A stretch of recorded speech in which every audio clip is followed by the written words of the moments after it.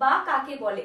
যেই প্রোনাউন্স গুলোকে আমরা এক একটা করে নিই বা এক একটা করে আইডেন্টিফাই করি, মানে the pronouns which are identified কিংবা referred one at a time, মানে সবাইকে বলছি কিন্তু তার মধ্যেই সবাইকে আমি কি করছি, সবাইকার কথাই হয়তো একসাথে বলছি কিন্তু তার মধ্যে আমি পয়েন্ট করে দিচ্ছি যে each one।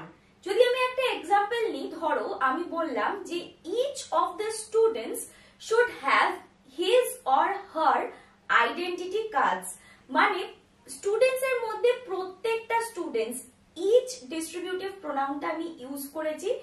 Each of the students, প্রত্যেকটা স্টুডেন্টস এর যেন আলাদা আলাদা নিজস্ব আইডেন্টিটি কার্ডস তারা আনে। তোমাদের যদি এই শর্ট ভিডিওটা ভালো লাগে, ভিডিওটায় একটা লাইক করে দিতে পারো। ডিটেইলে পুরো ভিডিওটা আমার চ্যানেল ইউটিউবে প্রসপার ইন ইংলিশে গিয়ে চেক আউট করতে পারো।